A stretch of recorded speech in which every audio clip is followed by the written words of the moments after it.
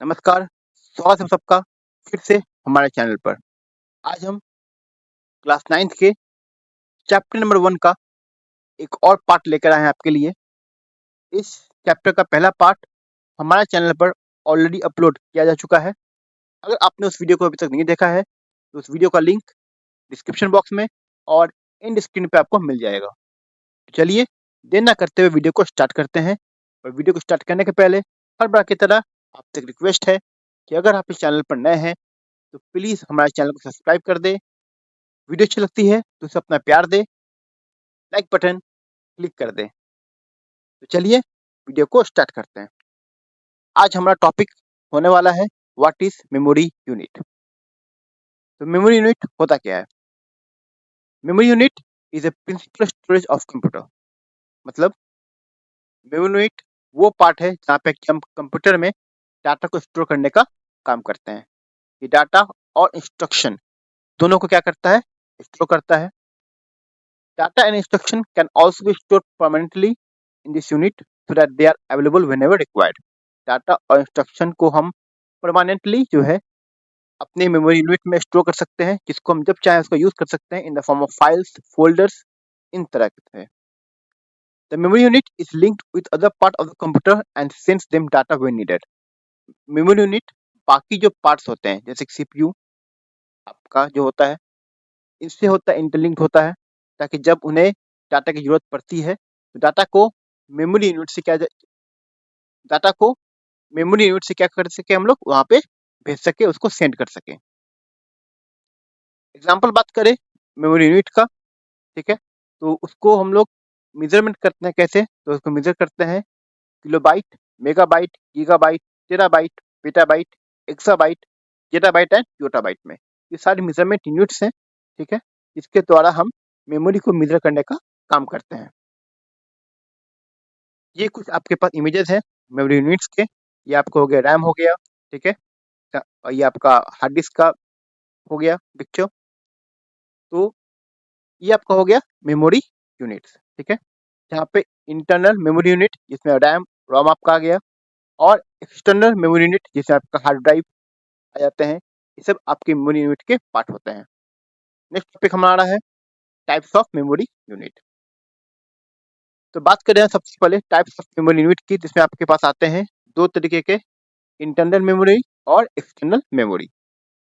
बात करें internal memory का, तो इंटरनल मेमोरी को हम प्राइमरी और मेन मेमोरी भी कहते हैं।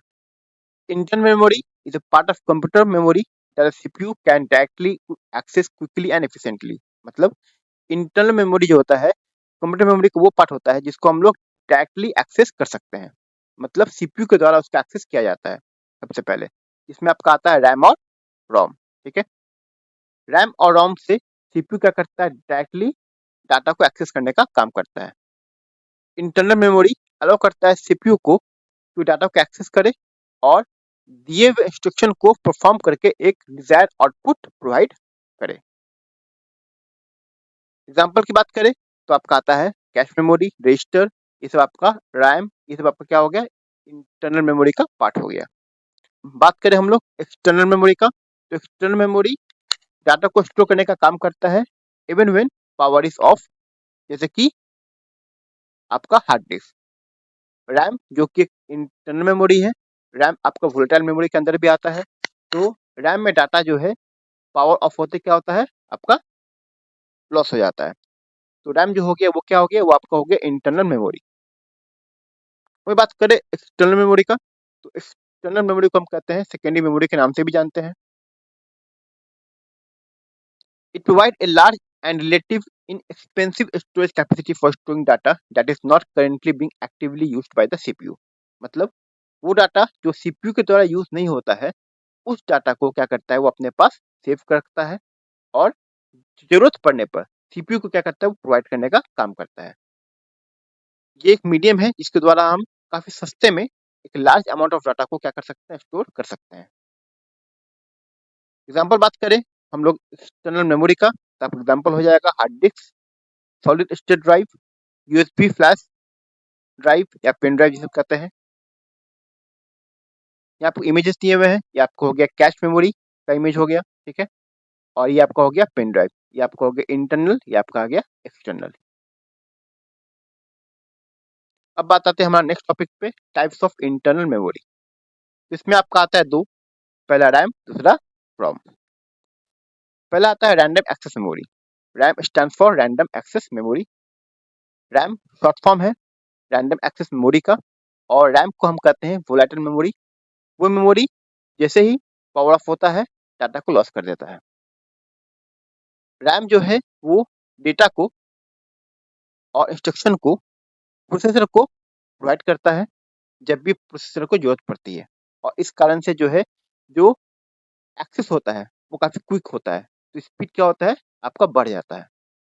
RAM is a type of computer that allows the processor to quickly access data and instruction. जैसे पहले बताया गया है, रैम क्या करता है आपके प्रोसेसर को डाटा प्रोवाइड करता है, ठीक है, डायरेक्टली। तो उसको एक्सेस करना काफी इजी हो जाता है सीपीयू के लिए डाटा को। The term random access means that any piece of data can be access directly regardless of its location in memory without having to access preceding data।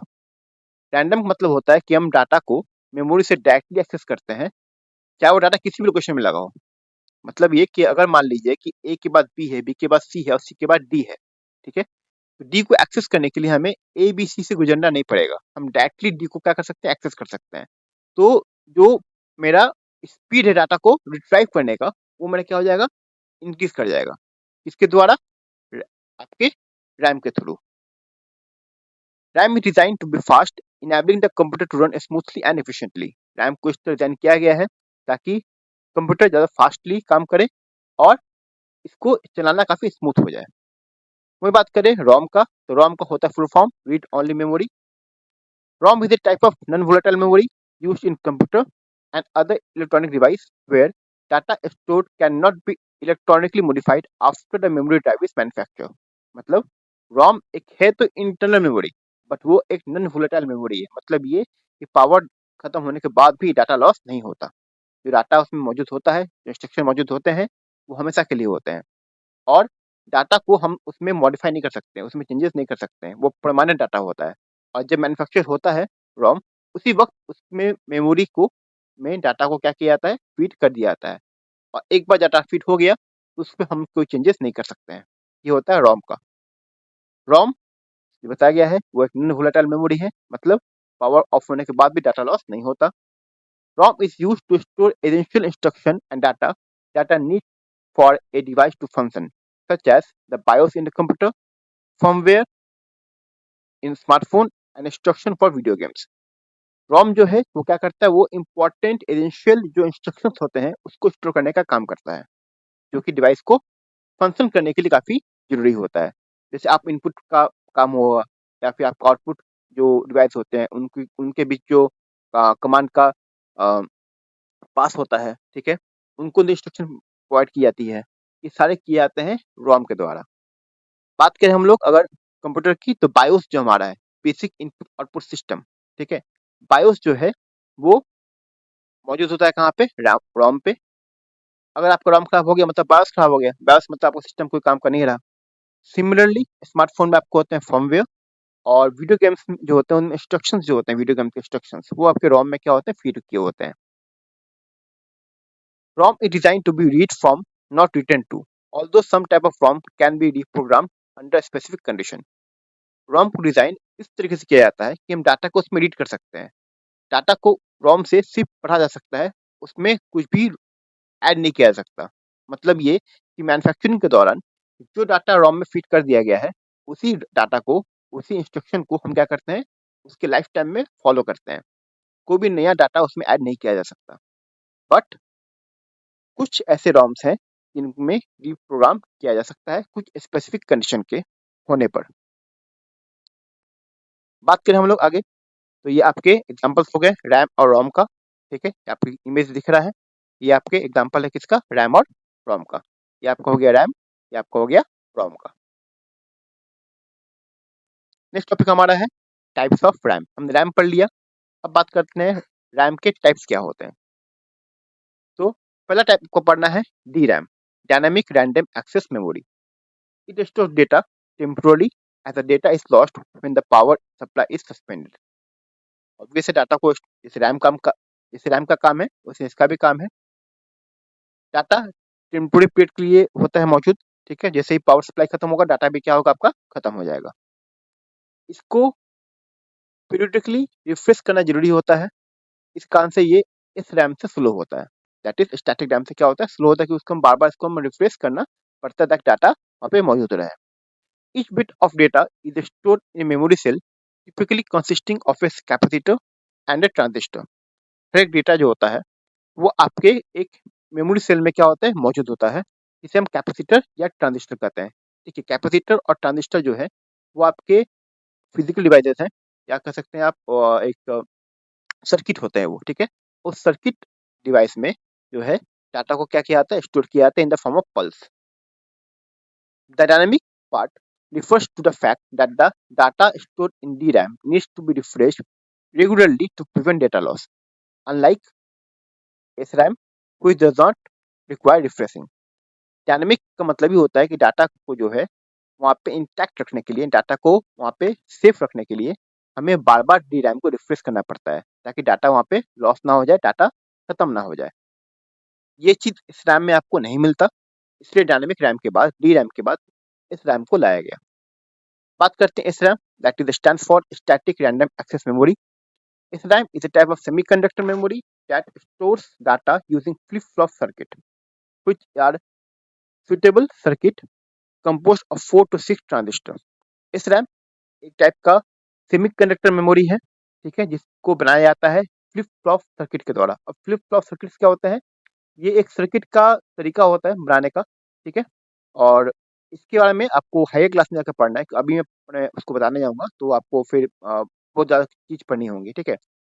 तो फ्लिप फ्लॉप सर्किट के बारे में अगर जानना आपको डिटेल में है तो आप कमेंट बॉक्स में जाकर उस बारे में मेंशन कर दिएगा। तो फ्लिप फ्लॉप सर्किट के बारे में एक पार्टिकुलर जो आपका चैप्टर होगा, पार्टिकुलर लेक्चर होगा, मैं आपके लिए लेकर जरूर आऊँगा। अब जानिए कि सर्किट का टाइप होता है फ्लिप फ्लॉप सर्किट, ठीक है। और इसको 4 से 6 ट्रांजिस्टर के द्वारा बनाया जाता है। ट्रांजिस्टर्स के बारे में, कैपेसिटर के बारे में आप पढ़ने वाले हो 11th जाओगे जब 11th में, तो वहाँ पे फिजिक्स में आपको पढ़ना होता है, ठीक है। वहाँ पे आपको पूरा क्लियर हो जाएगा कि ट्रांजिस्टर होता क्या है और कैपेसिटर क्या होता है। ये सब फिजिकल डिवाइसेस हैं, ठीक है, जो कि सर्किट को पूरा करने के लिए और इलेक्ट्रिक डेटा को स्टोर करने के काम आता है। SRAM offers faster access time compared to DRAM due to its static nature. SRAM जो है वो स्पीड को क्या करता है, बढ़ा देता है, एक्सेस टाइम को कम करता है। इससे स्पीड क्या होता है, बढ़ जाता है, डाटा का ट्रांसफर बढ़ जाता है और ये DRAM से ज़्यादा फास्ट होता है। SRAM is more reliable because it doesn't require refreshing, eliminating the risk of data loss due to refresh failure. SRAM ज़्यादा रिलायबल होता है, ज़्यादा विश्वसनीय होता है DRAM के मुकाबले, क्योंकि इसमें आपको डाटा को बार बार रिफ्रेश करने की जरूरत नहीं पड़ती है और डाटा लॉस जो है काफ़ी कम होता है, ठीक है। ये कुछ एग्जांपल्स हैं आपको इमेज के द्वारा, ये आपके एग्जांपल हो गए DRAM का, एग्जांपल हो गया SRAM का, ठीक है। तो आगे बढ़ते हैं हम लोग। अब आता है आपका SDRAM। SDRAM stands for Synchronous Dynamic Random Access Memory. SDRAM is a type of DRAM, मतलब SDRAM एक तरीके का डायनामिक रैंडम एक्सेस मेमोरी है that is synchronized with the system clock, meaning its operation at time to match the computer clock signal. HDRAM को इस तरीके से बनाया गया है, डेवलप किया गया है कि ये एक तरीके का एक्चुअल में क्या है DRAM है और ये काम करता है सिस्टम क्लॉक के अकॉर्डिंग। मतलब आपका जो कंप्यूटर क्लॉक सिग्नल होता है उससे इसको सिंक्रोनाइज किया जाता है और उसके बाद ये अपना ऑपरेशन करता है। मतलब आप ये समझो कि कंप्यूटर का जो क्लॉक हो गया, कंप्यूटर में जो मशीन है उसका एक क्लॉक सिग्नल होता है, ठीक है। जिस टाइम पे डाटा को मांगा गया उसी टाइम पे डाटा को क्या किया, उसको प्रोवाइड कर दिया गया, ठीक है। एग्जाम्पल की बात करूँ और सिंपल में समझाऊं उसको मैं, तो अब ये समझो कि अगर 10:10 पे डाटा को मांगा गया, 10:10 में डाटा को क्या किया जाएगा, उनको प्रोवाइड किया जाता है, सिंक किया गया इस तरीके से, ठीक है। तो क्योंकि इससे क्या होगा, इससे क्या होता है कि डाटा का जो एक्सेस होता है वो बहुत ही फास्ट हो जाता है, ठीक है। HDRAM operates more efficiently because it works according to synchronization of the clock, allowing for faster data access and improved reliability.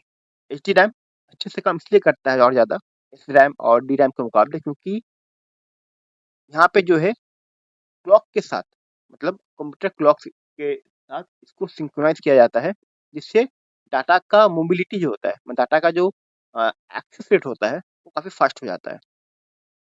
It uses a synchronous interface to transmit large amount of data at high speed. मतलब data को काफ़ी high speed में क्या करता है, transfer करने का काम करता है. इस कारण से जो डाटा का डिलीवरी टाइम है वो काफ़ी कम हो जाता है. एच डी रैम काफ़ी फास्ट है डी रैम टेक्नोलॉजी से, क्योंकि ये डाटा को काफ़ी जल्दी मूव करता है और सेफली मूव करता है. बात करते हैं हम लोग अब DDR, जिसको अभी का जो रैम हम यूज़ करते हैं, ठीक है, वो सब DDR रैम होते हैं, that is double data rate memory. ठीक है, DDR is a advance version of HD RAM. DDR क्या है, एक एडवांस वर्जन है HD रैम का, that transfer data on both the rising and falling edge of clock signal, effectively doubling the data transfer rate. अब इसको ऐसे समझिए कि DDR क्या करता है, एक सेकेंड में डाटा को 2 बार क्या करता है, भेजने का काम करता है. मतलब ये कि अगर डाटा एक बार आपका एग्जांपल मान लीजिए यहाँ पे कि अगर डाटा जो है आपका क्लॉक सिग्नल जो है आपका ये अप गया, ठीक है, जैसे अप जाएगा एक डाटा भेजेगा, और फिर जैसे क्लॉक सिग्नल नीचे गया, ठीक है, तो आपका डाटा को फिर क्या करेगा, भेजने का काम करेगा. तो ये अंतर होता है किसका, DDR और HD रैम में. HD रैम में डाटा जब क्लॉक सिग्नल गया तभी भेजेगा, राइज पे, डाउन पे डाटा सिग्नल भेजने का काम नहीं कर रहा है. जबकि आपका DDR जो है, जैसे क्लॉक सिग्नल अप गया, क्योंकि हम बात कर रहे हैं कंप्यूटर में, तो क्लॉक सिग्नल यहाँ डिजिटली काम करता है. तो डिजिटली क्या हो गया, जैसे ही आपका अप गया तो डाटा भेजा, और फिर जैसे ही क्लॉक नीचे गया डाटा सिग्नल, तो भी क्या करेगा, डाटा को भेजने का काम करेगा. तो एक सेकेंड में या एक माइक्रो सेकेंड में कह सकते हैं, डाटा 2 बार आपका क्या कर रहा है, मूव करने का काम कर रहा है. It is majorly used in Intel Pentium 4 system. सबसे पहले जब इंटेल पेंटियम 4 आया, P4 जिसे कहते हैं हम लोग कहते हैं, तो इसमें DDR का यूज किया गया था. It requires less power and has a speed which is double then HD RAM. इसका पावर कंजप्शन कम है और स्पीड HD रैम से डबल. ठीक है, DDR के बाद DDR2, DDR3, DDR4, ठीक है, ये सब भी रैम इंट्रोड्यूस किया गया है. अभी DDR4 और DDR3 मोस्टली जगह यूज किया जाता है. जो भी आपके प्रोसेसर जैसे i3, i5, i7, इन सब प्रोसेसर में DDR3, DDR4 रैम ही यूज होता है. ठीक है, उस faster data transfer the computer can process information and execute task more quickly. Obvious है, आपका डाटा ट्रांसफर काफ़ी फास्ट होता है, तो आपका CPU जो है डाटा को बहुत ही फास्टली और बहुत इफिशिएंटली क्या कर सकता है, उसको ऑपरेट कर सकता है. ये कुछ एग्जांपल्स है आपके DDR HD रैम और आपके DDR रैम का. आप देखोगे अभी जो रैम आता है वो इस टाइप से आता बना हुआ. ठीक है, और ये आपका पहले वाला रैम था HD रैम का.